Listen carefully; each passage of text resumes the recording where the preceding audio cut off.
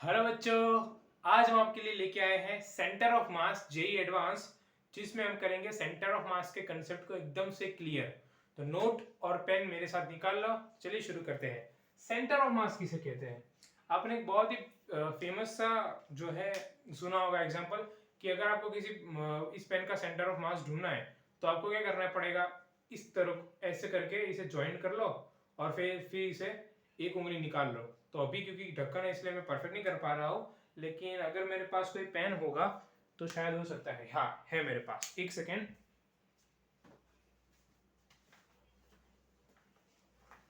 चलिए, तो मेरे पास ये पेन है।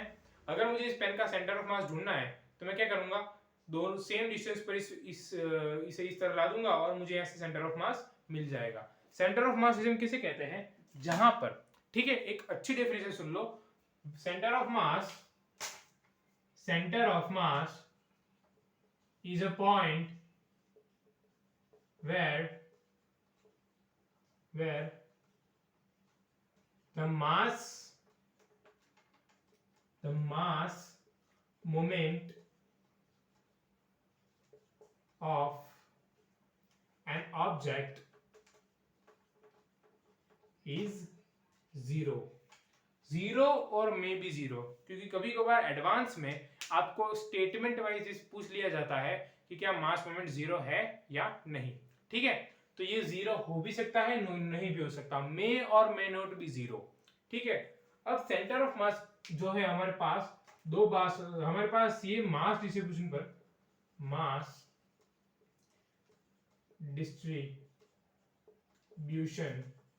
पर डिपेंड करता है। ठीक है, मास डिस्ट्रीब्यूशन दो प्रकार के होते हैं हमारे पास। एक होता है यूनिफॉर्म और एक होता है हमारे पास नॉन यूनिफॉर्म।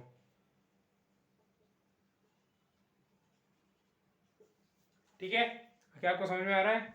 हमारे पास सेंटर ऑफ मास दो प्रकार का होता है। ठीक है, हमारे पास दो प्रकार का इसके अंदर मास डिस्ट्रीब्यूशन में देख सकते हैं। एक होता है यूनिफॉर्म और एक होता है नॉन यूनिफॉर्म।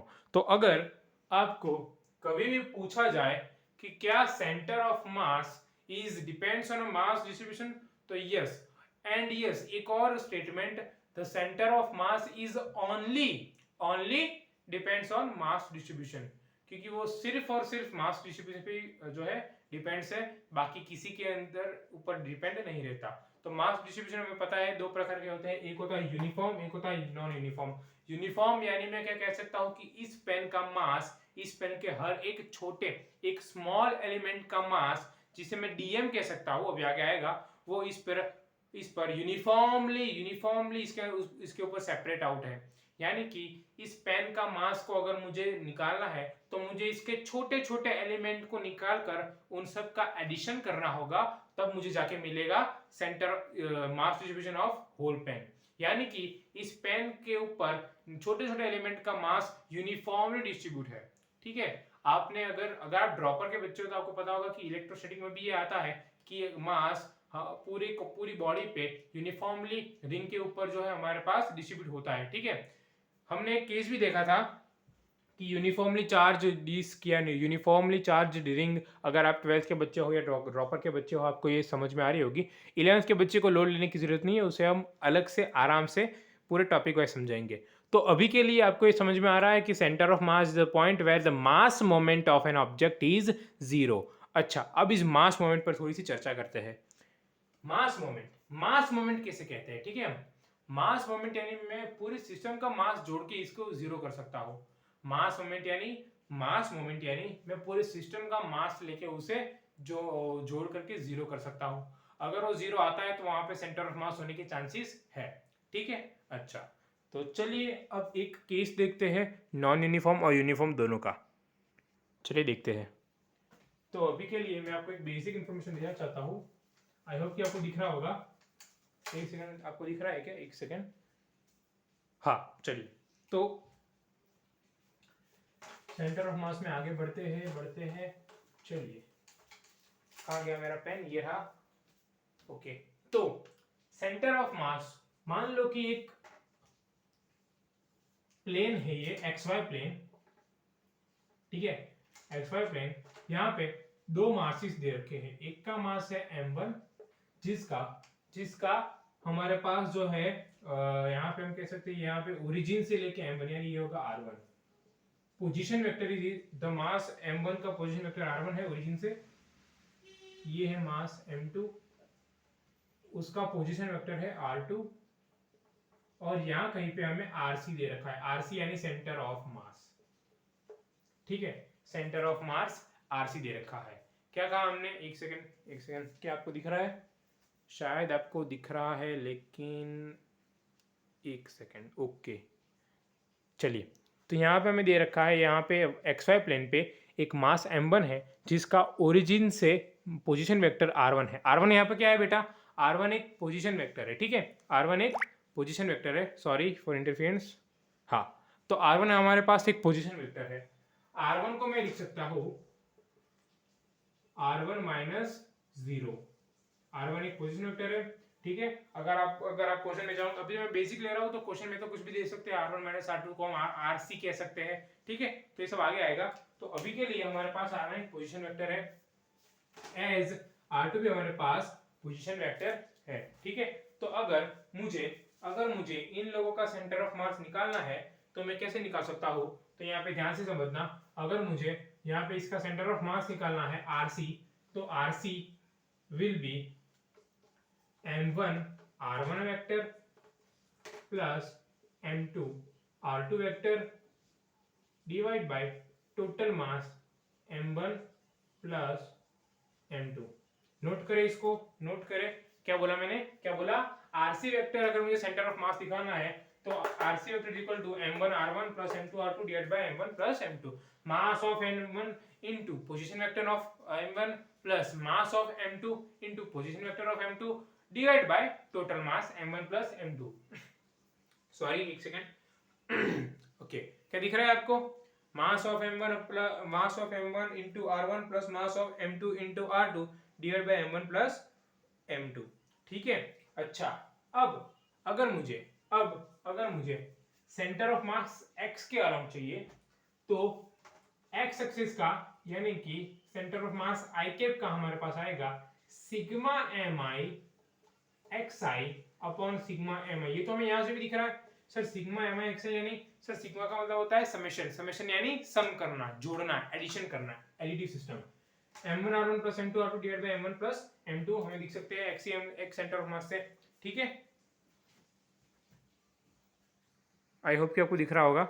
इसी तरह हम y का भी निकाल सकते हैं, तो चलिए y का भी निकाल लीजिए। y का क्या आएगा हमारे पास? y centre of mass is equal to sigma mi yi upon sigma of mi, ठीक है। y centre of mass, x centre of mass हमें दोनों मिल चुका है यहाँ पे। अगर यहाँ पे तीसरा सिस्टम होता, मान लो कि यहाँ पे तीसरा होता सिस्टम, लेट अस से कि ओरिजिन से वो सिस्टम है m2 m3 जिसका पोजीशन वेक्टर है r3, तो यहाँ पे एक और आ जाता plus m3 into r3 upon m1 m2 plus m3, ठीक है। क्या दिख रहा है आपको? Centre of mass will B m1 r1 plus m2 r2 divide bye plus m3 r3 divide by m1 plus m2 plus m3। अब चलिए एक अच्छा सा क्वेश्चन करते हैं, एक बेसिक सा क्वेश्चन, ठीक है, जो कि आपको करना है। तो एक सेकेंड, चलिए कहिए शुरू करते हैं। यहाँ पे क्या होता है बेटा, एक चीज मैं आपको बता देता हूँ, ठीक है, एक सेकेंड मुझे वो चाहिए होगा। हाँ, एक चीज मैं आपको बता देता हूँ कि यहाँ पे सेंटर ऑफ मास हैवियर मास के जैसे मान लो, एक सेकेंड मैं आपको थोड़ा सा अच्छे से बताता हूँ। क्या होता है बेटा कि कभी कभी हम लोगों को लगता है कि centre of mass always centre पर होगा। चलिए कुछ केसेस लेते हैं, ठीक है। केस 1 लेता हूं मैं। केस वन क्या है कि ये लाइन ज्वाइनिंग चार्ज, ये लाइन ज्वाइनिंग मासेस है, यहाँ पे है m1, यहाँ पे है m2, दे रखा है m1 is greater than m2, ठीक है। तो कभी कभी हमें क्या लगता है पता है कि सेंटर ऑफ मास जो है, एक सेकेंड आपको डिस्टर्बेंस लग रहा होगा, ओके तो यहाँ पे क्या होता है कि कभी कभी हमें लगता है कि सर यहाँ पे सेंटर ऑफ मास हमेशा लाइन ज्वाइनिंग के बीच में होगा, यानी कि यहाँ पे मिड पॉइंट पे होगा, ठीक है। सेंटर ऑफ मास। तो यहाँ पे ये चीज गलत है, क्योंकि सेंटर ऑफ मास मीडियम पे तभी होगा, एक सेकंड बेटा, सॉरी बेटा फॉर डिस्टर्बेंस। चलो, तो यहाँ पे ये चीज कंप्लीटली रॉन्ग है कि सेंटर ऑफ मास हमेशा बीच में आएगा। नहीं, सेंटर ऑफ मास कभी भी बीच में नहीं आता, ठीक है। एक केस में आता है, उस केस को हम बाद में देखेंगे। सेंटर ऑफ मास, एक लाइन लिख लो अपने नोट में, अपने नोट में इंपॉर्टेंट नोट्स करके एक लाइन लिख लो, that is centre of mass is always shifted along heavier mass, heavier object। Handwriting के लिए मैं आपको माफी चाहता हूं, लेकिन आई होप मैं आपको बोल रहा था, आपको चीज समझ में आ गई कि centre of mass is always shifted along heavier object, ठीक है। हमेशा सेंटर ऑफ मास हैवियर मास के अलोंग या हैवियर मास के पास शिफ्टेड होता है। यहाँ पे हमने देखा कि m1 is greater than m2, यानी इन दोनों में से भारी है m1, डेफिनेटली ये दे रखा है, तो यहाँ पर m1 यानी यहाँ पे कहीं पे सेंटर ऑफ मास शिफ्टेड होगा। इस सिस्टम का आप सेंटर ऑफ मास निकालोगे तो यहाँ पे शिफ्टेड होगा, ठीक है। अच्छा, केस 2 देखते हैं हम। Case 2 that is m1 and m2 दोनों बराबर है। तो अब तो आपको पता चल गया होगा, अगर m1 और m2 दोनों बराबर है तो इन दोनों का सेंटर ऑफ मास बिल्कुल बीच में आएगा, दैट इज यहाँ पे, ठीक है। लाइन ज्वाइनिंग बिल्कुल बीच में आएगा, और मैं ये प्रूफ भी करूंगा आपको, यहाँ पे आएगा बीच में, ठीक है, सेंटर ऑफ मास। क्लियर? तो चलिए एक अच्छा सा क्वेश्चन करते हैं इसके ऊपर। पॉज करके लिख लो आराम से। चलिए क्वेश्चन करते हैं। आई होप कि आपने लिख लिया होगा, तो चलिए मैं मिटा देता हूँ इसको। चलो मिटा देते हैं, ये गया। चलिए एक मस्त सा क्वेश्चन लेते हैं, मतलब बेसिक सा, जो आपके सारे डाउट को क्लियर कर देगा। क्वेश्चन नंबर 1, ये है एक स्पेस जिसमें मान लो कि यहाँ पे x1 इक्वल टू 0 पर कोई हैवियर मास m1 है, और यहाँ पे मास m2 है, जिसका position vector from origin x2 equal to x है, ठीक है। ये डिस्टेंस हो जाएगा x। सबसे पहले सारे बच्चे मुझे ये बताएंगे कि इसका सेंटर ऑफ मास किसकी तरफ शिफ्टेड होगा। चलिए मैं आपको टाइम देता हूँ, 3, 2, 1। बताइए मुझे कि इसका सेंटर ऑफ मास कहाँ पे शिफ्टेड होगा। और अगर आपने ये कहा है कि बीच में होगा तो आप गलत है। अगर और आपने ये कहा है कि इसका मास m1 की तरफ शिफ्टेड होगा तो आप सही हो, क्योंकि यहाँ पर m1 is greater than m2, condition वही है अभी मेरे पास, m1 is greater than m2, ठीक है। तो सेंटर ऑफ मास कुछ इस तरफ हैवियर मास यानी m1 की तरफ शिफ्टेड होगा। अच्छा, तो पूछा था इन लोगों ने फाइंड RCOM, यानी कि सेंटर ऑफ मास बताइए कहां पर होगा। चलिए, तो सेंटर ऑफ मास का फॉर्मूला था RCOM is equal to sigma mi xi upon sigma mi। Formula को अच्छे से ध्यान से देखो और करते रहो। तो क्वेश्चन आपको भी ट्राई करना है, क्या आएगा, sigma mi xi upon sigma mi। चलो, सिग्मा mi यानी यहाँ पे आ जाएगा m1 प्लस m2। चलिए, अब सिग्मा mi xi क्या आएगा, तो sigma mi xi is m1 r1 plus m2 r2 plus m3 r3 up to जब तक जितने मास दे रखे उतना। तो यहाँ पे क्या आएगा, m1 r1 यानी m1 x1 plus m2 x2 divide by m1 plus m2। तो यहाँ पे आ जाएगा m1 इंटू x1 की वैल्यू दे रखी है 0, क्वेश्चन में दे रखा है, ओरिजिन पे है वो 0, प्लस m2 इंटू x2 की वैल्यू दे रखी है हमारे पास x, दिख रहा होगा आपको, ये दे रखा है हमारे पास x, divide by m1 plus m2, ठीक है। तो यहां से क्या मैं कह सकता हूं कि सेंटर ऑफ मास की वैल्यू यानी RCOM हमारे पास आ रहा है, that is m2 into x divide by m1 plus m2। आपको बता दूं कि ये क्वेश्चन जेई में आया हुआ है। हाँ, यहाँ पर x2 और x1 की कुछ वैल्यूज दे रखी थी और m1 और m2 की कुछ वैल्यूज दे रखी थी। ठीक है, तो क्या आपको दिख रहा है यहाँ पे आपको अच्छे से दिख रहा होगा आर सेंटर ऑफ मास आ रहा है हमारे पास m2x upon m1 plus m2। कैसे किया हमने, सबसे पहले x1 दे रखा था, x1 वॉज 0, x2 दे रखा था, x2 वॉज x, हमारे पास m1 centre of mass RCOM sigma MI XI upon MI m1 x1 plus m2x upon m1 plus m2 और RCOM दे रखा था m2x upon m1 plus m2। ठीक है, क्लियर है क्या? ठीक है, तो चलिए देखते हैं आगे। अब इतना देखने के बाद आपको देखो दिख रहा है कि आपको सब कुछ लिख लिया आपने। अच्छा,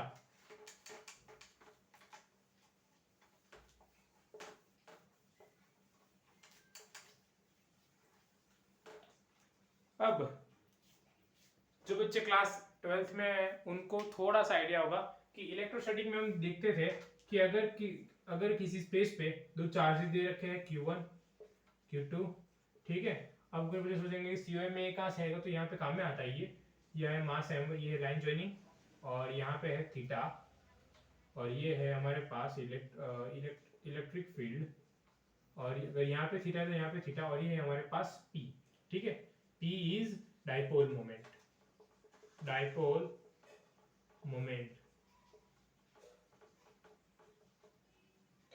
ठीक है, तो यहाँ पे क्या होता था, हमारे पास टॉर्क का एक फॉर्मूला था, that is torque is equal to F into perpendicular distance. ठीक है, F होता था हमारे पास QE। कुछ बच्चे 11th क्लास के होंगे उनको पता नहीं होगा, लेकिन शांति रखिए, आपको 11th 12th में पता जाएगा। ये तो उन बच्चों के लिए है ड्रॉपर है या 12th में है। तो F होता था QE और हमारे पास डिस्टेंस होता था, हमारे पास डिस्टेंस वाज R। अब P हमें पता था, P होता था that is distance into Q। ठीक है, सॉरी, P होता था हमारे पास, P was distance into Q, लोग सेम। ठीक है, तो यहाँ पे आ जाएगा E इंटू डिस्टेंस इंटू हमारे पास Q, तो ये आ जाएगा Q cross R cross E। तो इसे हम क्या P लिख सकते हैं? हाँ, तो P क्रॉस E, तो टॉर्क आता था हमारे पास P E sine theta. Torque आता था हमारे पास P E साइन थीटा। अब इसकी जरूरत यहाँ पे क्यों आई, तो मैं आपको आगे बताता हूँ। सबसे पहले आप लिख लीजिए इतना, 11th क्लास के बच्चे हैं वो भी लिख लो, आपको थोड़ा सा अंदाजा आ जाएगा। वैसे टॉर्क तो आपको पढ़ाएंगे हम, torque is equal to force into perpendicular distance. Force होता है इलेक्ट्रोस्टैटिक में that is Q into E। ठीक है, इलेक्ट्रिक फील्ड इंटू हमारे पास चार्ज, और जो थीटा है हमारे पास साइन थीटा में वो है P और E के बीच का एंगल। ठीक है, तो यहाँ पे टॉर्क आता है P E साइन थीटा। अब टॉर्क की ज़रूरत यहाँ पर क्यों पड़ी, तो आप पहले लिख लीजिए इसे। आई होप कि आपने लिख लिया होगा, तो चलिए मैं इसको मिटाता हूँ। अब ये यहाँ पे क्यों जरूरत पड़ी, क्योंकि हमारे पास एक फॉर्मूला आता है टाइम पीरियड का। ठीक है, टाइम पीरियड के फॉर्मूले क्या होता है, अगर ये थीटा 90 डिग्री है, एक सेकेंड, अगर ये थीटा हमारे पास 90 डिग्री है तो टॉर्क की वैल्यू क्या आ जाएगी, टॉर्क क्या था हमारे पास, पी ई साइन थीटा नहीं बोलेंगे, सब लोग बच्चे बोलेंगे पी क्रॉस ई, क्योंकि ये क्रॉस प्रोडक्ट है, तो क्रॉस प्रोडक्ट में हमारे पास ऑर्डर जो है हमारे पास वो नेसेसरी है, यानी ऑर्डर में याद रखना होता है। तो ये होता है पी क्रॉस ई, तो ये आ जाएगा पी ई साइन थीटा। अब if P is perpendicular to E, then torque will be P into E, है ना। अगर हमारे पास ये दोनों परपेंडिकुलर है तो थीटा इक्वल टू 90 डिग्री होगा, यहाँ पे लिख देता हूँ, then theta equal to 90 degree, hence torque हमारे पास आ जाएगा P इंटू है ना, P E sin 90 इज 1, तो टॉर्क आ जाएगा हमारे पास P। तो यहाँ पे टाइम पीरियड का फॉर्मूला निकलता है, that is time period is equal to 2 pi under root I upon torque यानी कि P इंटू E। ठीक है, अब हमारे पास I क्या आएगा, I is moment of inertia, जो कि हम आगे पढ़ेंगे, क्योंकि ये पढ़ाना भी जरूरी था, क्योंकि ये आगे की चीज में आता है। तो आप लिख लीजिए इसको आसानी से कि हमारे पास टॉर्क का टाइम पीरियड का फॉर्मूला आता है, that is 2 pi under root of I by P, where I is moment of inertia. अगर आपने थोड़ा सा पढ़ा हो तो आपको याद आएगा, moment of inertia of rod is ml² by 12, जहाँ पे एल जो है वो हमारे पास लेंथ होगी उस रॉड की। तो इसी तरह से हम चलते रहेंगे आगे। ml²/12 आएगा, फिर आप आगे जाओगे तो रिंग के कारण आएगा ml²/2, ml²/4। ठीक है, ये आगे आगे रिंग और डिस्क के लिए आएगा। अभी के लिए आप इतना लिख लीजिए टाइम पीरियड, और देखते हैं आगे। चलिए, तो एक और आखिरी सवाल मैं आपको करा के जाता हूँ। ठीक है, थोड़ा सा वीडियो लंबा हो चुका है, लेकिन एक और आखिरी सवाल मैं आपको करा देता हूँ। वो अच्छा सवाल है ये, और जिस बच्चे ने वेक्टर्स पढ़ा होगा उसको थोड़ा सा मतलब बेसिक भी पढ़ा होगा वेक्टर का, तो उसे वो आ जाएगा। ठीक है, तो हम पढ़ाएंगे अभी एक अच्छा सा क्वेश्चन, क्वेश्चन नंबर 2 या 3, क्वेश्चन नंबर 3। क्वेश्चन नंबर 3 क्या कहता है, हमारे पास मास m1 दे रखा है, दैट इज 3 किलोग्राम।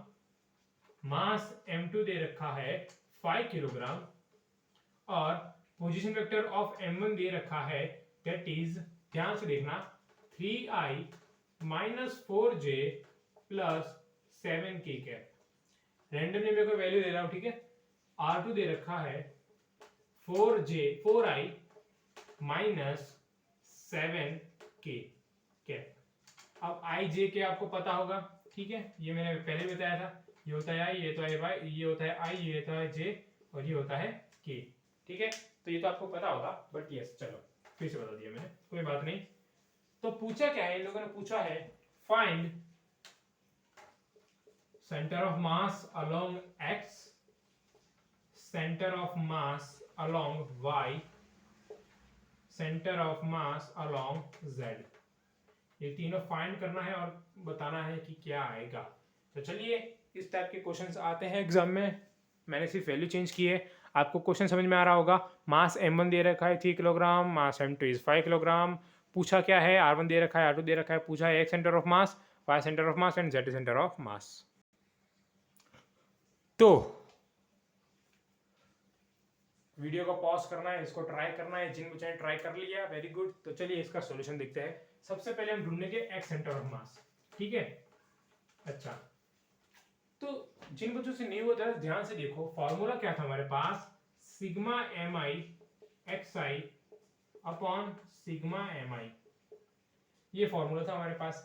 इसका मतलब क्या हुआ, मास m1 इंटू एक्स के अलोंग जो हमारे पास पोजीशन वेक्टर है वो, यानी कि आई कैप वाला, मास m2 plus plus mass m2 into position vector of 4 divide by m1 plus m2 plus m3, मतलब m1 प्लस m2, क्योंकि m3 तो दे नहीं रखा हमारे पास। ठीक है, तो यहाँ पे आ जाएगा सिग्मा एम आई एक्स आई का मतलब हुआ, मास कितना दे रखा है, फर्स्ट मैं लिख देता हूँ m1 r1 vector plus m2 r2 vector divide by m1 plus m2। तो m1 कितना दे रखा है 3 kg इंटू r1। अब r1 में हम क्या लेंगे, x सेंटर ऑफ मास है, इसलिए x क्या लेंगे, यानी i कैप का कोएफिशिएंट, i कैप का कोएफिशिएंट है 3, तो प्लस 3 प्लस m2 दे रखा है 5 इंटू i कैप का कोएफिशिएंट है हमारे पास 4, ये दिख रहा होगा, ये 4 यहाँ पे 3 यहाँ पे 4, तो 4 अपॉन m1 प्लस m2, यानी मास 1 प्लस मास 2, यानी 5 प्लस 3 8। तो ये आ रहा है हमारे पास 9 प्लस 20 डिवाइड बाई 8, यानी 29 डिवाइड बाई 8। ठीक है, 29 डिवाइड बाई 8। क्या आपको दिख रहा है क्या, मास m1 दे रखा है m1 r1 plus m2 r2, यानी 3i plus 5 into plus 5 into 4i upon 8, यानी 29 बाई 8 आई कैप। ठीक है, 29 बाई 8 आई कैप, यहाँ पे आई कैप भी आएगा, डेफिनेटली आएगा आई कैप। अच्छा, तो क्या इसी तरह से आप y और z निकाल सकते हो, आराम से निकाल सकते हो। तो y और z आपको होमवर्क में निकालना है। ठीक है, y में कुछ नहीं होगा सर, m1 इंटू r1 की जगह 3 इंटू यहाँ पे आ जाएगा -4 प्लस प्लस हमारे पास 5 इंटू, अब देखो यहाँ पे जो दूसरा r2 है उसके अंदर जो है z कैप, यानी कि y2 का कोफिशिएंट 0 दे रखा है, क्योंकि दे ही नहीं रखा क्वेश्चन में, इसलिए 0 है हमारे पास, है ना, प्लस 0 j कैप हम लिख सकते हैं। तो इसी तरह आपको ढूंढना है वाई सेंटर ऑफ मास और जेड सेंटर ऑफ मास। ठीक है, तो एक काम करता हूँ, चलो मैं वाई सेंटर ऑफ मास ढूंढ ही लेता हूँ आपको। चलो, तो मैं वाई सेंटर ऑफ मास ढूंढ के देता हूँ अभी। अभी के लिए इसको हम भूल जाएंगे, यहाँ पे आ जाएगा x की जगह y। ठीक है, ये आ जाएगा y, यहाँ पे भी आ जाएगा y। तो y सेंटर ऑफ मास क्या आएगा, that is y centre of mass will be, हमारे पास m1 दे रखा है 3 into -4 plus 5 into 0 divide by 8 is equal to जे कहते हैं, ठीक है, इज इक्वल टू -12j/8, यानी ये आ जाएगा 12/8 यानी 3/2, है ना। तो माइनस ऑफ 3/2 जे के, ये आ रहा है y सेंटर ऑफ मास, ठीक है। समझ में आ रही है क्या, y सेंटर ऑफ मास कैसे निकाला हमने। y सेंटर ऑफ मास में हमने कुछ नहीं किया, 3i - 4j + 7k 4i - 7k, ठीक है। तो अब z सेंटर ऑफ मास आप खुद निकाल लीजिएगा, आपको निकाल पाओगे, आई होप कि आप निकाल पाओगे। और बहुत ही बेसिक सा क्वेश्चन है, सेंटर ऑफ मास बहुत बढ़िया टॉपिक है, ठीक है। इसके बाद, इसके लेक्चर के बाद हम नॉन यूनिफॉर्म और यूनिफॉर्म वाला लेक्चर लाएंगे, उसको भी आराम से देखना। So I hope you understand all things. Good luck, thank you very much.